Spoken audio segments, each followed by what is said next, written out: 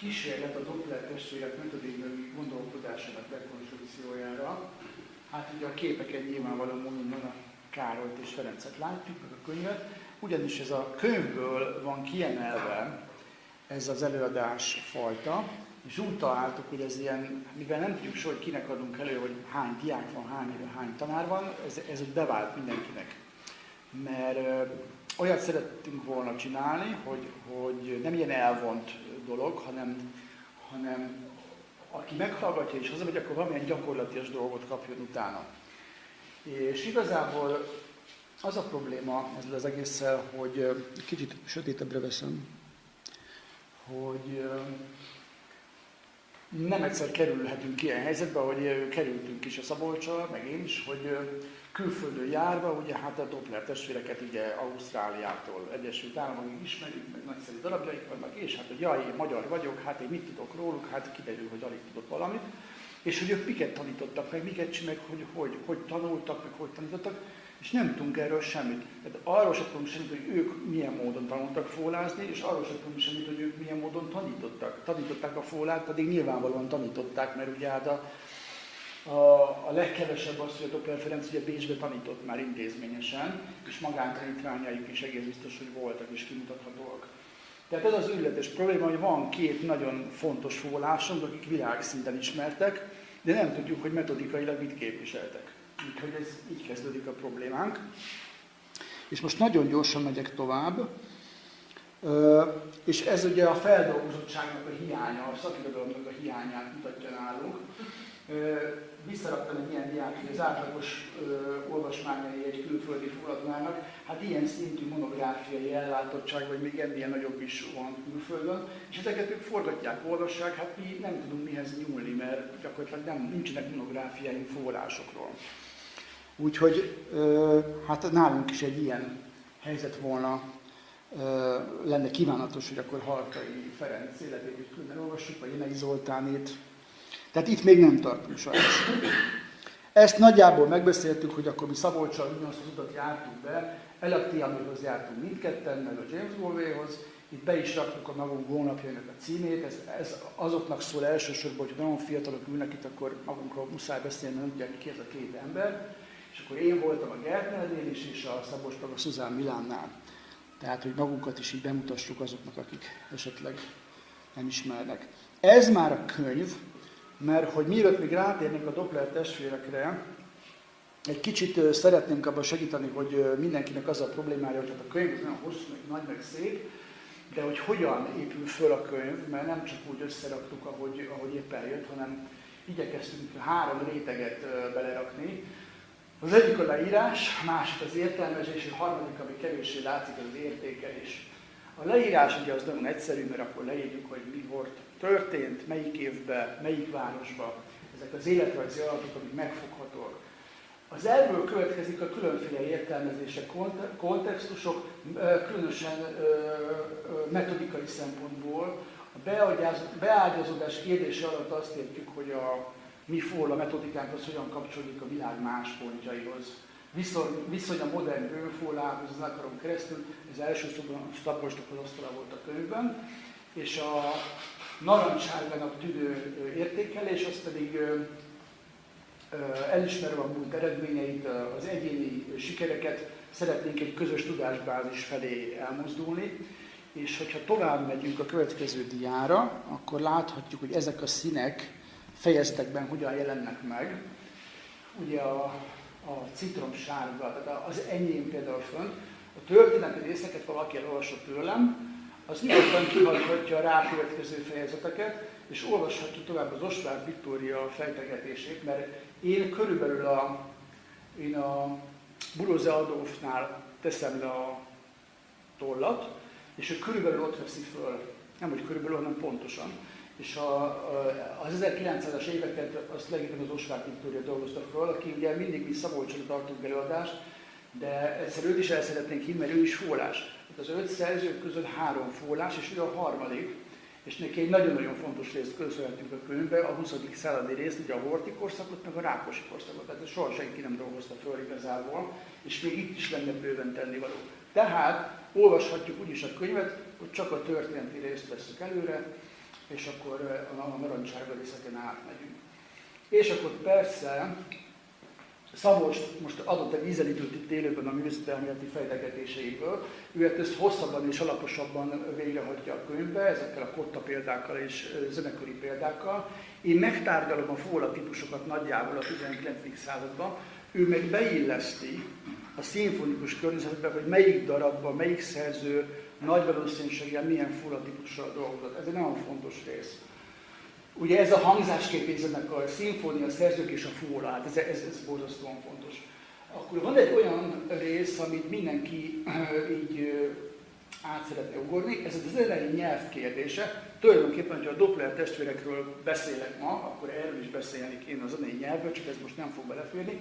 Ez a Riskó Katanak az asztala, aki ennek a mi zenei rétegének a ritmikáját és arculatát tárgyalja. Ez szorosan kapcsolódik a Doppler testvérek kérdéséhez is.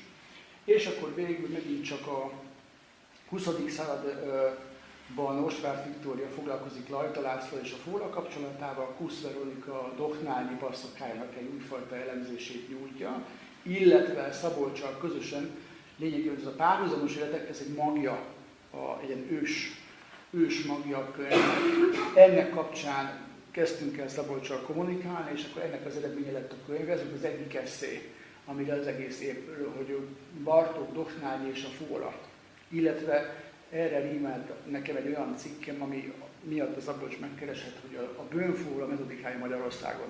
És ez volt a két ilyen nagyon-nagyon ős rétege a könyvnek, amiből elkezdtük ezt kibontani. És akkor a végén, aki nagyon el van csüggedve, hát ez meneküljön a James Baldwin gondolataihoz, illetve a zárófejezethöz, mert az már az értékelésnek a területe, és onnan, mert a záró gondolatokban egyébként ott nagyon sok metodikai kérdést is fölvet a könyv, többek között ezt a pálvölgyi metodikai kérdést, amit Szabolcs elmondott, az ott teljesen ez le van írva a szóról, még bővebben, mint hogy most ő elmondta. Tehát ez lenne a könyvnek a szerkezete, és szerintem ez segít annak, aki olvasni akarja. Jó, hát ezt megbeszéltük, hogy van egyfajta tudásdeficitünk, metodikailag is, történetileg is. Szeretnénk ezen a ezzel a hármas technikával ezen változtatni, leírás, értelmezés, értékelés, felszámolni ezt, és egy közös ilyen nevezőre hozni szakmailag ezt az egész folyamatot, amit ma fóla metodikának ismerünk itt Magyarországon. Ezzel nagyon gyorsan végigszaladunk, hogy elérkezhessünk a Doppler testvérekhez. Franciáknál, németeknél tulajdonképpen a 18. századtól teljesen ki lehet mutatni olyan tanítványláncokat, amik majd máig hatnak. A Gertnernek volt is a tantermében volt egy saját családfája, ami ilyen Plavé, meg Hoteter, meg nem tudom kik voltak, Nicolén keresztül tudta magát a franciákhoz visszavezetni, és ezt én le is fényképeztem analóg fényképezőgéppel, csak ugye hát mire előhívtam, kiderült, hogy tök homályos az egész, tehát nem használható, tehát nincs meg. De ez egy nagyon-nagyon nagy kár, hogy nincs meg, mert ez nagyon jobb a családfája volt. Ezzel szemben áll, hogy a feldolgozottságnak a hiányából adódóan még várat magára, hogy összefüggő tanítvány láncokat találjunk, de találtunk néhányat. Ugye a Pécsen, Nagybecsben van az Amtmann Prosper János Pál, aki ugye most hittem akartam mondani, ki volt Pécsen a híres fulatanár. Bart István vette a szárnyai alá az ő hagyatékát, az ő emlékezetét, és hát nála kimutatjuk azt, hogy a Karl Scholl, illetve a Karl Kreit voltak a tanárai, és volt egy kimutatható magántanítványa, akinek a fóláját is adta az egyiket, ez a Korcsmáros Menghért volt. De ezzel véget is ér a történet, azzal együtt, hogy a Amtmann Prospernek rendkívül sok magántanítványa volt zongorából is, meg fólából is. Tehát nem tudjuk, hogy nála ez hogyan folytatott. Intézményesen soha nem tanított, az egész biztos. Fólaszólista volt, Magdeburgban színházigazgató volt egy időben, és aztán amikor már haza kellett mint Pécsre, akkor csak magántanítással, meg városi koncertekkel foglalkozott.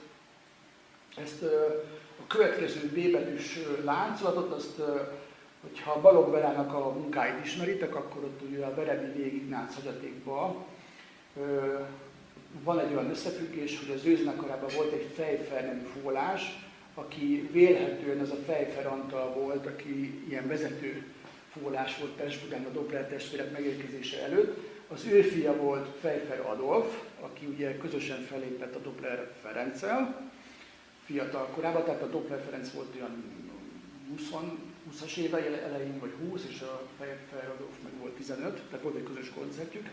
És később az Adolf az elkerült Odesszába, ilyen nagyhercegi szolgálatba, és aztán, hogy ott mi lett vele, azt tovább se tudjuk egyelőre. És akkor látjuk a Doppler testvéreket, ez eléggé nyilvánvaló. Ugye József volt az apjuk, ő Ubo a művész volt, Doppler Ferenc, Doppler Károly fúvoláztak, ezt nagyon jól tudjuk. Magántanítványuk, vagy egyiknek, vagy mindkettőjüknek a Nikolics Sándor volt, aki nagyon fúvola művész volt, és Brahmsszal is fellépett Budapesten egy alkalommal, Bach 3-as versenyt játszottak, és neki elég komoly fúvolával kapcsolatos pedagógiai munkássága van. Egyáltalán az, hogy mit tanítottak a 19. században intézményesen, azt tőle tudjuk, és ezt erről a könyvben is számol. És neki volt az egyik nevezetes tanítványa, aki az Operaház zenekarában volt első fúvolás, de aztán elhagyta az Egyesült Államok felé, elhagyta az országot, egész családjával ez a Pichler elemér volt, aki azért elég sajtóban eléggé felbukkan, és Hámorszwittet játszott, és fúvóversenyt is játszott. És akkor a Doppler Ferenc esetében ugye van két tanítvány, a fia, aki máig nincs eléggé megénekelve nálunk a történetírásban, Doppler Leo, aki 17 évesen halt meg, már Bécsbe született, és egy szintén Doppler tanítvány, intézményes tanítványa Bécsben a Doppler Ferencnek, Kohler Gyula, aki az Operaház első szólófúvolása lett, valamiféle agyi betegségből kifolyólag megőrült, tehát az agyi képességei azok összeomlottak. Őt helyettesítette a Pichler elemeért, amíg meg nem érkezett a Buloza Adolf. És akkor aztán Buloza Adolf lett a Operaház szólófúvolás, a Filharmoniai Társaság és az Akadémia első fúvoltanára. Tehát így, ez azért érdekes, mert ha a Doppler Leo megéri a felnőttkort, akkor elméletileg ő abban az életkorban lett volna addigra, 1992 körül indult a fafúvós oktatás az Akadémián, tehát sokkal később, mint a vonós meg az zongora. És ő lehetett volna egy fúvola professzor, tehát lehetett volna egy Doppler fiú az akadémiai élén, elméletileg, csak nem lett. És az utolsó tanítványlánc töredék, az ugye a Franz Zierer, Tersák Adolf és Reich Lajos. Reich Lajos egy biztosítási ügynök volt, hogy amatőr fúvolás volt, de elég nehéz műveket adott elő, és nagyon szoros kapcsolatot ápolt Tersákkal még felnőtt korában is, tehát megvendégelte, amikor Erdélybe visszatért. Ő ugye Prágában született, és Nagyszebenben nőtt fel, és Bécsben tanult, és szerzett diplomát fúvolából, zeneszerzésből és zeneelméletből is.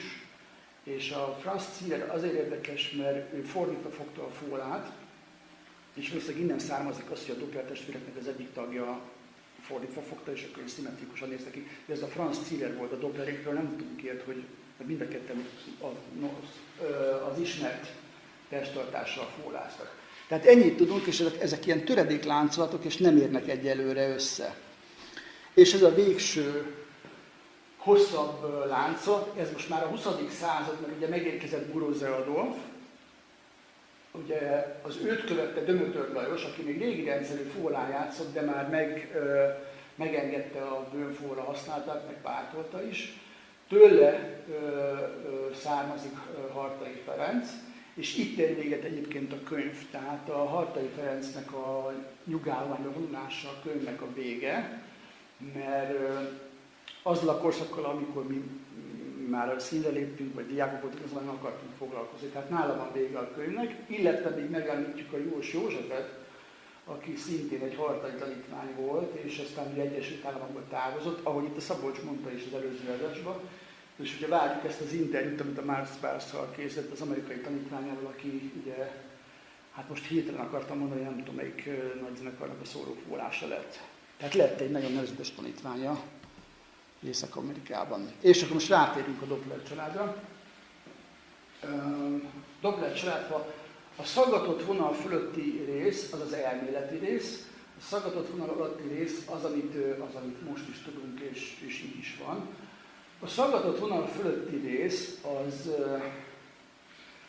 az arra alapozódik, hogy volt a Akadémiának volt egy zenetörténet tanára, aki a Nemzeti Múzeumnak a kurátora is volt, ez az Isos Kálmán, vagy Isos Kálmán, érdekesen írta a nevét. Őt a Doknányi hívta meg zenetörténetet tanítani az Akadémiára, és ő írta az első munkákat a Lisztről, Elkerről, meg a Doppler testvérekről is.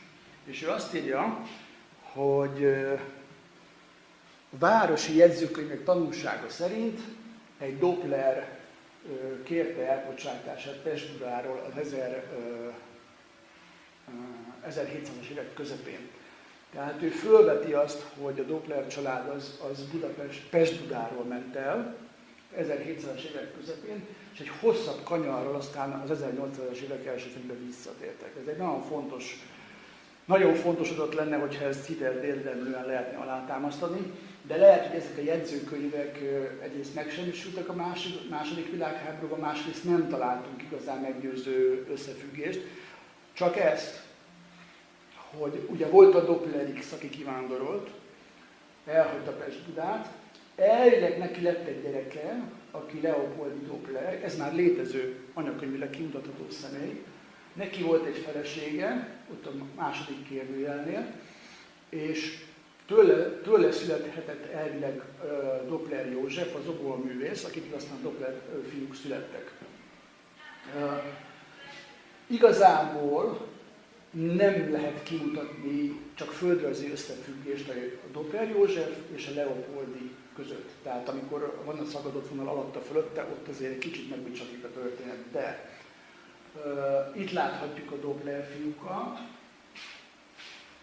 Ugye volt az Erzsébet, leányágon, Doppler Ferenc, Doppler Károly, főleg lányok voltak már a második generációban. Egy fiú volt, az rögtön fúlázott is, az a Doppler Ferenc fia volt, és őt Leónak hívták, és mivel szokás volt, a teljes neve az volt, hogy Leó Károly Ferenc Doppler, és valószínűleg a Leó az onnan jön, hogy a Doppler Ferenc nagypapájának a nevét adta a fiának.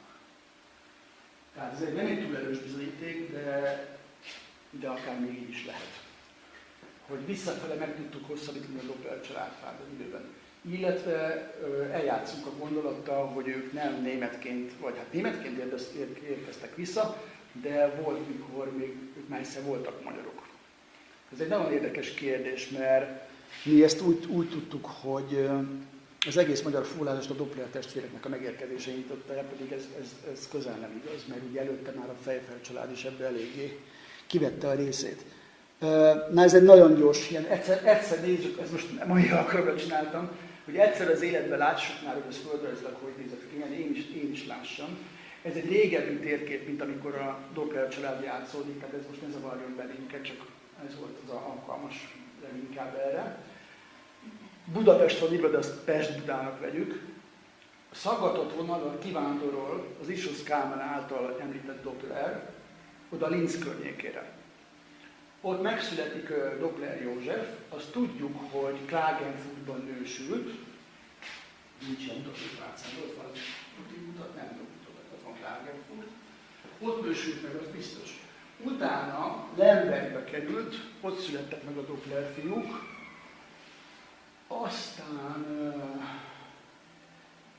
aztán Lembergből, ott még katonakarmester volt, aztán leszerelt, és akkor polgári foglalkozása lett Varsóban, az operában oborázott, és ott nőttek fel a Doppler fiúk, tehát hallották az énekeseket, hallották Paganinit fellépni, ott történt a zenei élményeik, ott érték őket.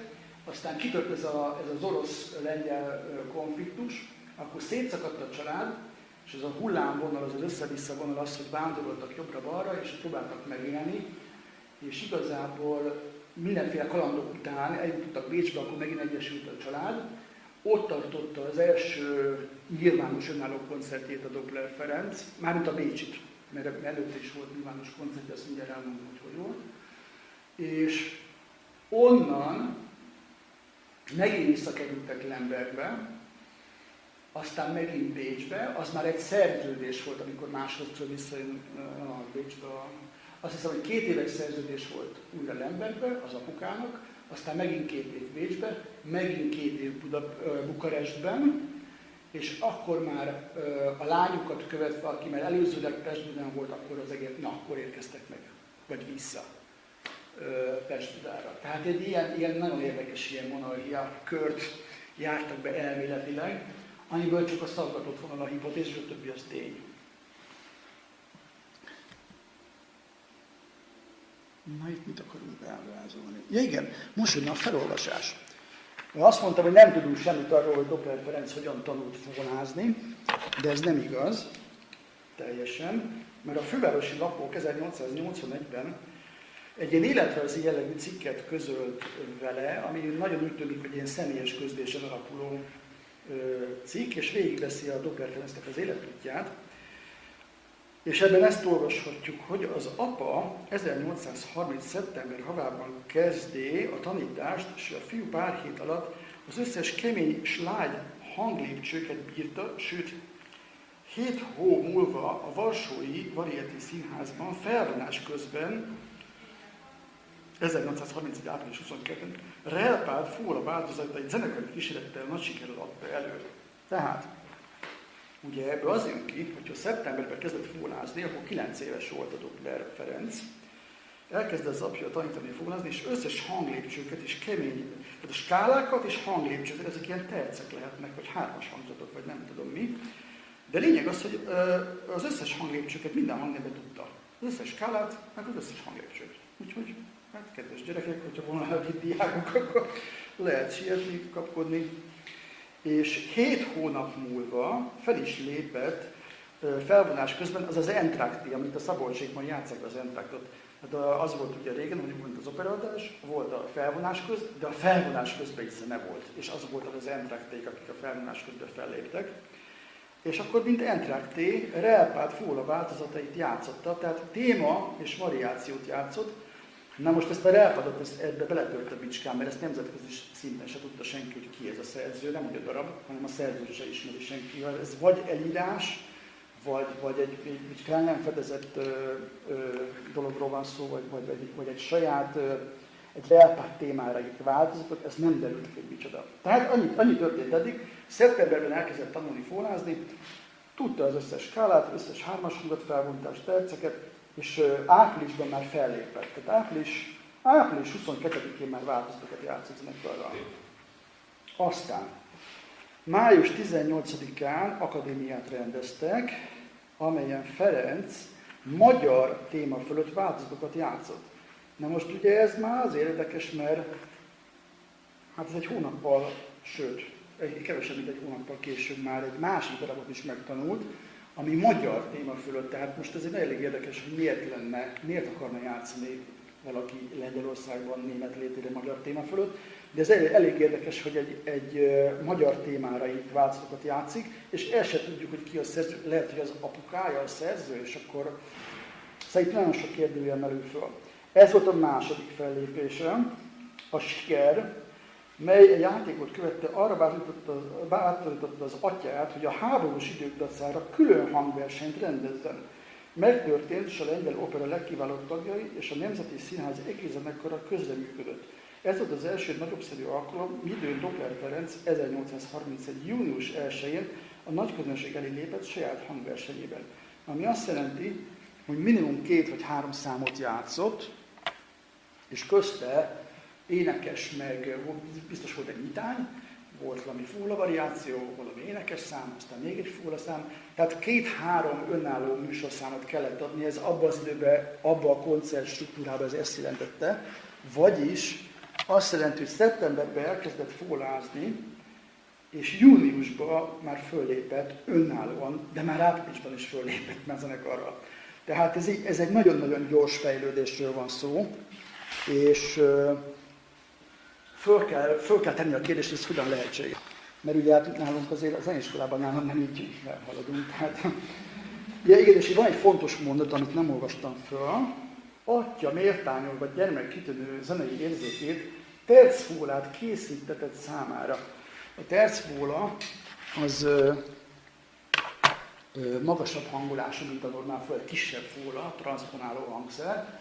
Ugye itt van egy ilyen nagyon szép ilyen metodikai adekvát mozanat, hogy akkor a kisgyereknek nem adjuk oda nagy fólát, hanem egy kisgyereknek kis fólát adunk, hát majd szépen majd transzponálja, vagy a kísérlet kell transzponálni. Hát olyan hangszer adott a kezébe, ami még nem felnőtt hangszer, hanem neki való. Ez egy nagyon fontos metodikai mozanat. Na most akkor ebből, amit felolvastam, ebből kéne kihámoznunk azt, hogy mi volt a Doppler testvérek metodikai megközelítése. Tehát azt tudjuk, hogy le van írva, hogy a skálák és menetek technikai és hangképző gyakorlatokként használva, mert nem csak a technikát, hanem a hangot is nyilván gyakorolták ebben. Ez le van írva ebben a kis cikkben, hogy ezeket ő birtokolta. Tehát tudta az összes hangnemet és tudta az összes menetet, ami azért is kellett neki, mert hogy a transzponáló hangszeren játszik, akkor ott nem árt, hogyha át tudja tenni egy másik hangnembe a dallamot. És az összes többi az már inkább csak a kornak a gyakorlatán, meg a kor kompozíciós gyakorlatán alapszik, mint elgondolás. Ha már valaki nyilván tud játszani skálát meg meneteket, akkor nyilván tud dallamot is játszani. Főleg, hogyha az operaházba szocializálódik Varsóba. Tehát nyilván meg tud szólaltatni híres operáriákat, vagy népszerű dallamokat, szépen kikereste a hangszeren, különböző hangnemekben. Tehát dallamot is tud, kvázi előadási darabot tudott játszani. Ugye a transzponálást azt már beszéltük, hogy ha terc fólája volt, akkor az ugye eléggé valószínű, hogy azzal kellett foglalkoznia, hogy akkor egy dallamot különböző hangnemekben is meg tudjon szólaltatni.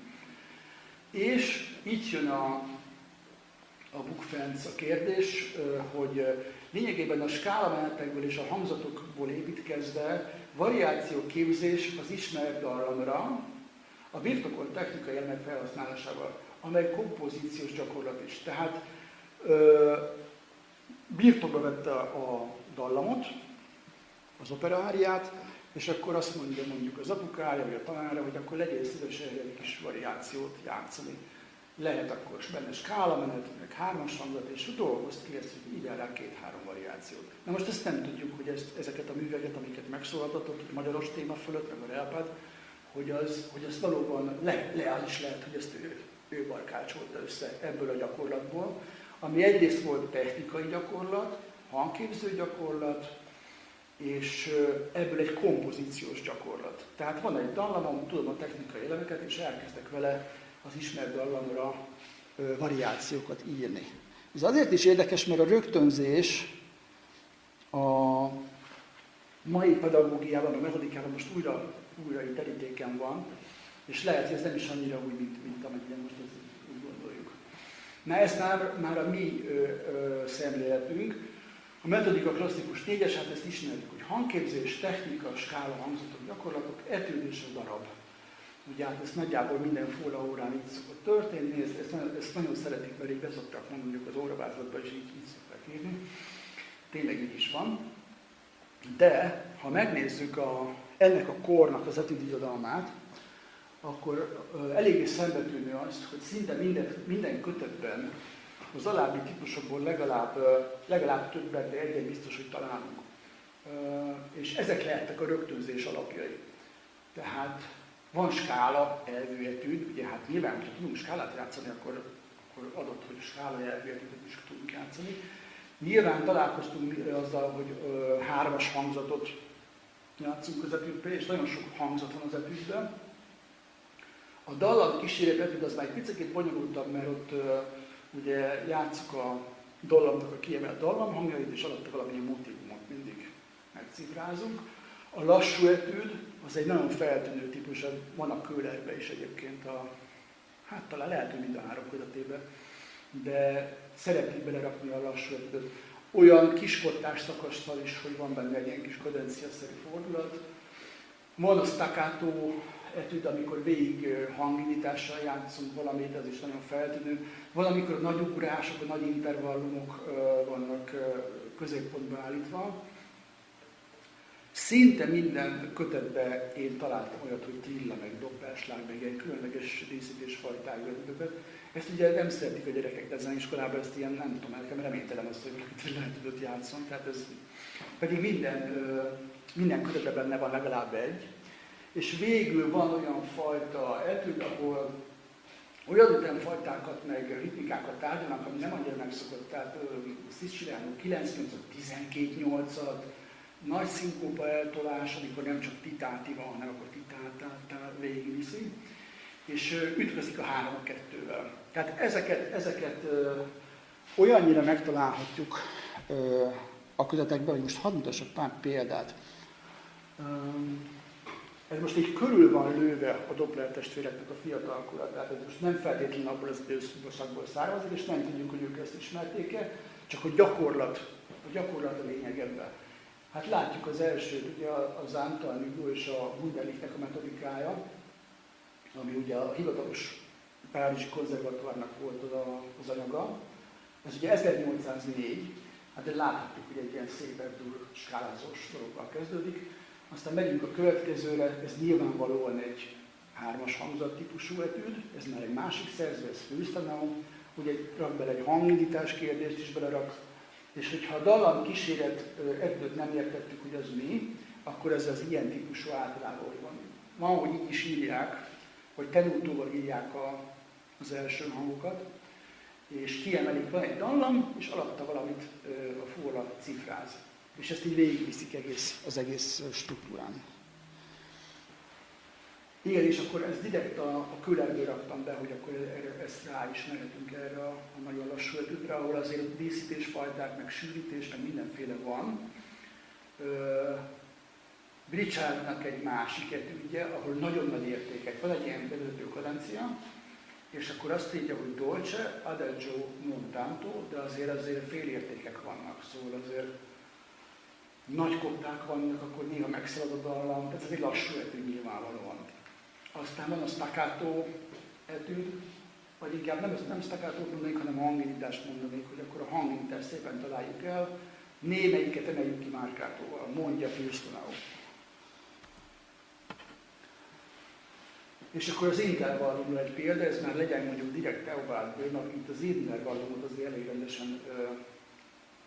elég rendesen próbára teszi a játékost.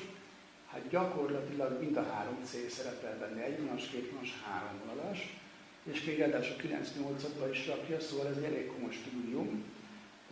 Ez a Fürstenau példa itt, ez az érdekes, mert ez kötelező etüd volt a én kurzis időmben, ez volt a kötelező a mi csoportunknak.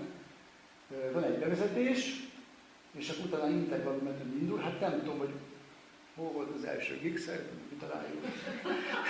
Tehát ott mindenki kiesett. Az 1 vonalas C, ha megszólalt az 1 vonalas C, akkor az A ment tönkre, ha megszólalt az A, akkor a C nem volt sehol, de legkésőbb az 1 vonalas E-nél, tehát vagy a második. Tehát ez teljes katasztrófa. De ez egy intervallum etüd, ezt látjuk. És Doppelschlag-etüd a másik oldalon, ez is a Köhlerből van, igen. Itt is hosszú trillák, tehát ha ad időt a trillának, először kis utókát kér, aztán egy kikottázott ritmust, aztán megint egy hosszú trillát, és egy hosszabb ilyen nasschlag-szerűen lezárat, szóval itt azért van tennivaló, tehát ez is egy ilyen cizelláltabb lassú játék. Aztán különleges ütemnemek, itt látjuk, nem látszik a kis triola jelzés, de az nem quintola, hanem triola, az ki is írta, ez Brichard, igen. Majdnem minden komolyabb professzionális játékosoknak szánt etüdgyűjtemény az így épül föl egyébként. Amikor meg amatőröknek írnak fungolaiskolát vagy ilyen metódust, akkor azért nem ezt a hangot ütik meg, de amikor professzionális, tehát amikor az van, hogy Flötenschule vagy Neue Grosse, vagy szóval, amikor van egy komolyabb elvárás megfogalmazva, akkor ezeket a típusokat azért elvárják. Kummernek itt van egy nagyon szép 12-8-as ritmikájú anyaga. Egyébként ez mind, amit így látható a kivetítésed, az mind megtalálható az interneten, de ezek letölthetőek, én is onnan vettem, tehát ezeket abszolút lehet összeállítani belőle olyat, ami tanára szabott, meg diákra tudjuk szabni, hogyha összeválogatjuk. És akkor visszakanyarodunk oda, hogy kompozíció, hát remélem, hogy sikerül. Hova is akarok kiukadni? Igen, na ezt ki esetleg valaki fölismeri ezt.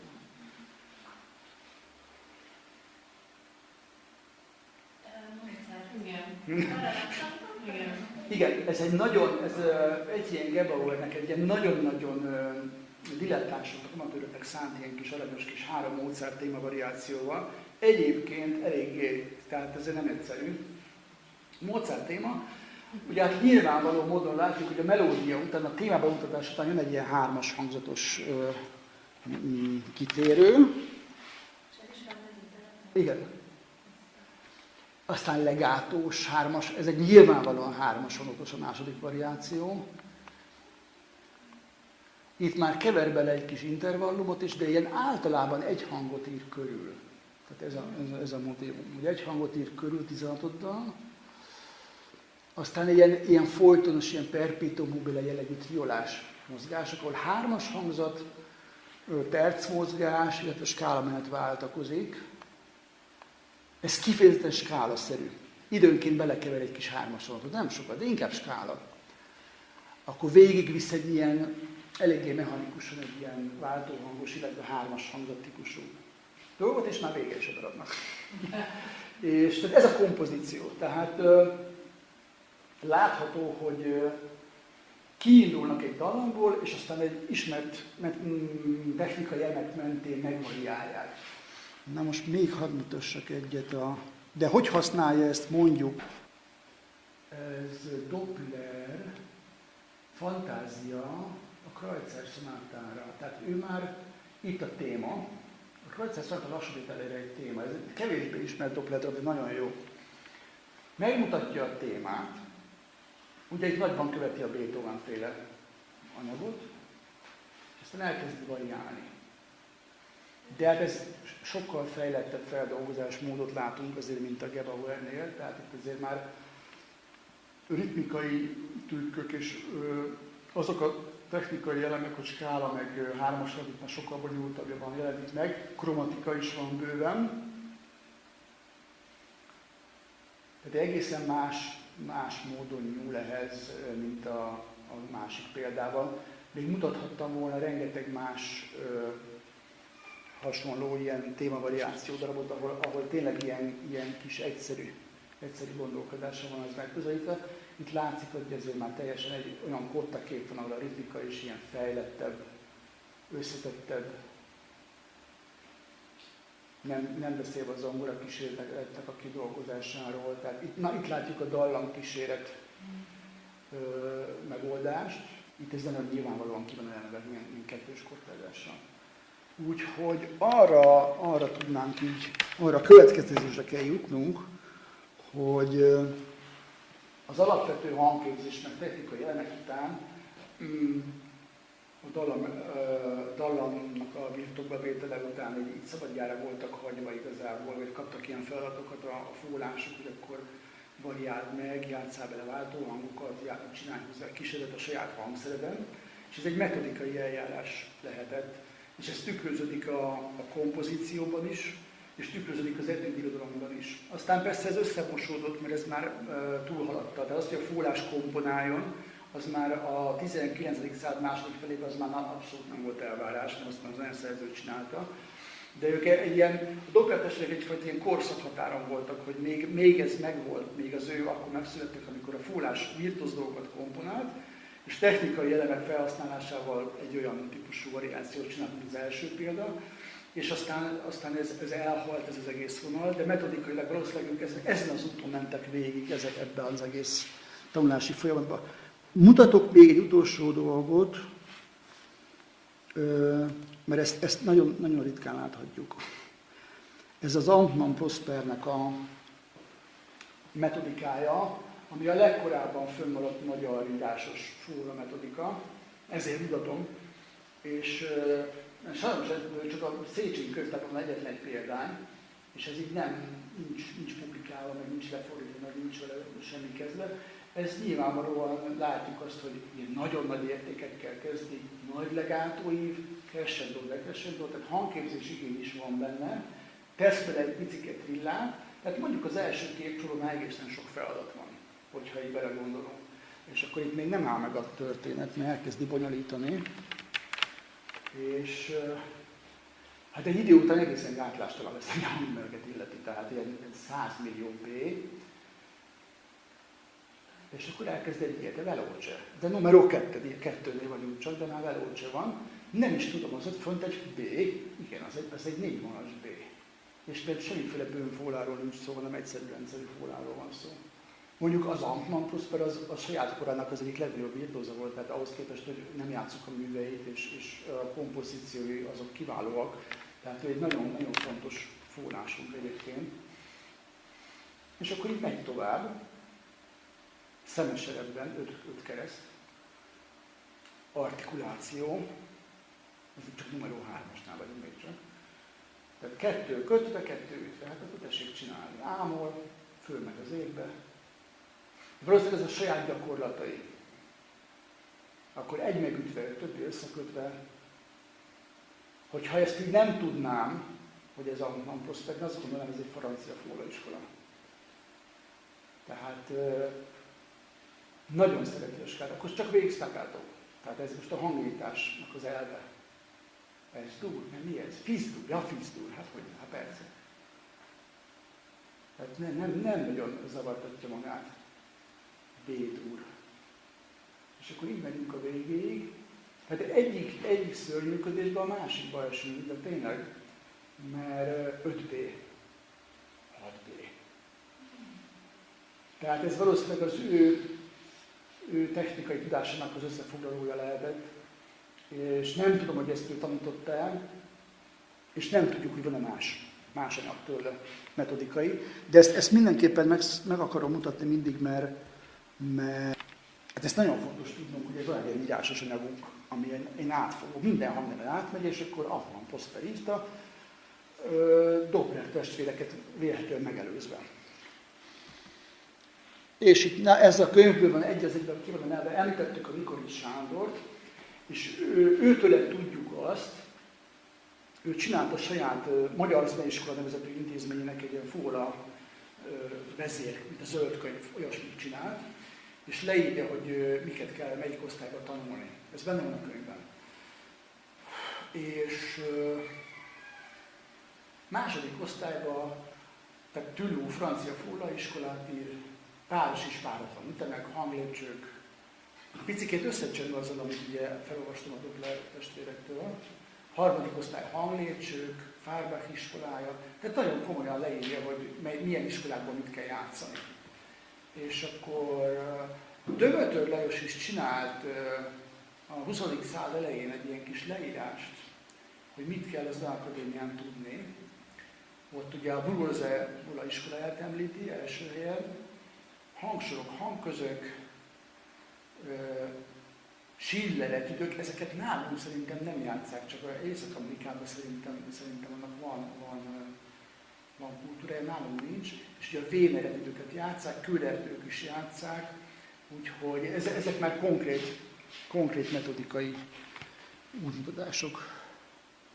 És akkor ugye beszéltünk arról, hogy nagyon nem mindegy, hogy egy fólaiskola kinek készül, mert ugye megszámolhatatlan mennyiségű amatőr fólás volt, és tőlük azért nem ezt várták el, bár némelyik fólás azért meglehetősen jól tudott amatőrvétele játszani. Úgyhogy egészében véve, ja igen, az amatőr fólásokat gyorsan még egy befejező gondolat, hogy a professzionálisok mellett, tehát Amtmann Prosper, Dopplerék, Pfeifferék, ott voltak a számolatlan művészek, akik az arisztokrata foglalkozásuk mellett játszottak. Csokonairól azt kevesen tudják, hogy fólázott, de zongorázott is. Ugye most már a Széchenyit azt most már feszegetik, hogy ugye tényleg ő nem fólázott, hanem ez a Csákány nevű sétapálca-szerű hangszeren, ami fúrójához áll közelebb, de billentyűzetében viszont abszolút a fórához. Ő ezen a modellen játszott, és a Roboz István pedig ő nem volt arisztokrata, de ő Kaposváron, a kaposvári 48-as eseményeknek a kormánybiztosa volt, az ő fólája az egy meglévő múzeumtár, tehát ismerjük a hangszert is, meg a játékosát is. Tehát ők voltak a dilettánsok. És akkor azt hiszem, itt a végére értünk, ugye a metodikai összefoglalónak is. Köszönöm szépen a figyelmet!